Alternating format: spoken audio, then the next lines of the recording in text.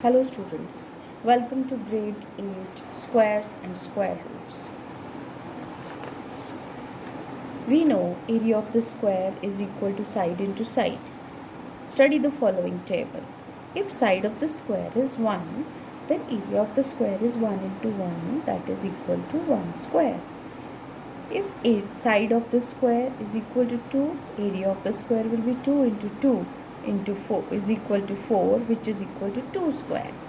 Similarly, if the side of the square is 9, then the area of the square would be 9 into 9, that is 81, which can be written as 9 square. Further, we may also take that if the side of the square is a, then area of the square is equal to a into a, which is equal to a square. So, we notice here that there are numbers of the form 1, 4, 9, 81, so on. These kind of numbers are called square numbers, as they can be expressed in the form of a square, that is a into a. Now, I give you a task. First task is that find the squares of the numbers from 1 to 20. So you will find that you are able to create a chart like this, in which you have written all the square numbers from 1 to 20. Let us observe and find out certain properties of the square numbers. Number first, see if a number is odd, then the square is also odd, right? Everywhere. And if the number is even, we find that the square is also even. So first property, square of an odd number is odd, square of an even number is even. Now also see all the square numbers carefully and notice that they end in 1, 4, 9, 6, 5 or 0. So a square number will always end in 1, 4, 9, 6, 5 or 0. And a number which ends with 2, 3, 7 or 8 can never be a square number. Now let us see. There are some triangular numbers and some square numbers. How to find that? Observe the dot patterns of the following numbers. 1 can be represented as 1 dot. 3 can be represented as 1, and here 2 dots like this. It is forming a triangular structure.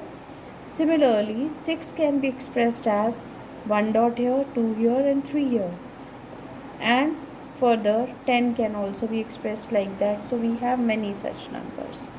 The numbers which can be expressed in the form of triangles using dot pattern are called triangular numbers. Here I would also try to explain how to get triangular numbers. Like first in one row you put 1 dot, in the second 2 dots, in the third 3, 4, and similarly when you will add 5 dots here. So what will you have? You will have 15. That means 15 is a triangular number. So this is the trick to get the triangular numbers. Now, if we add two consecutive triangular numbers, we get a square number. That means it can be expressed using the squares. Expressed as squares using the dots. Now, see here, like if you have 4 can always be expressed as 1 plus 3. So, two consecutive triangular numbers are here, 1 and 3, and when I add 1 and 3 I get 4. That means 4 is a square number, right? And you can always express 4 as dots like this, which form a square. Similarly 9, both ways you see. If you take 3 and 6, they are two consecutive triangular numbers. When you are adding them, you are getting 9. And then if you try to express 9 in the form of square using dots, you are able to express. So such kind of numbers are called square numbers. Questions that can be asked in the exam.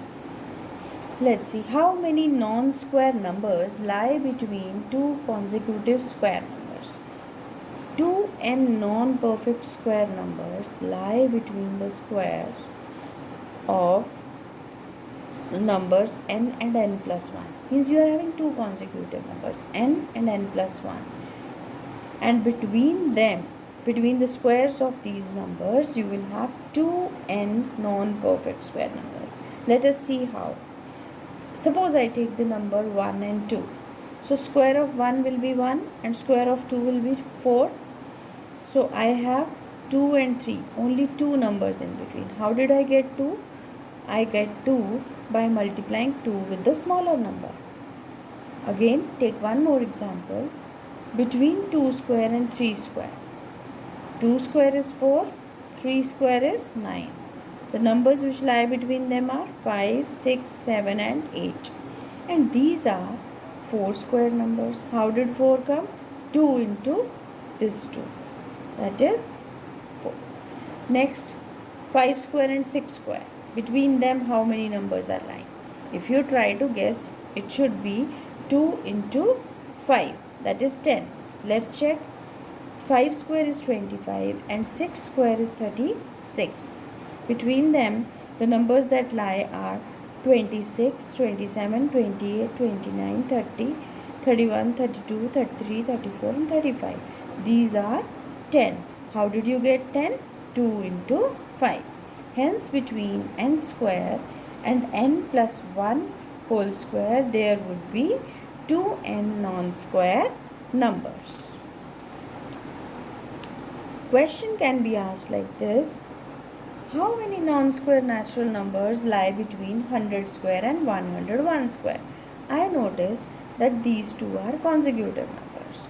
Therefore, according to the formula done just now, the number of non-square numbers between them should be 2 into the smaller number, that is 2 into 100, which is equal to 200. Now, find whether the following are perfect squares or not. See whether I am able to express it as a product of the same numbers twice or not.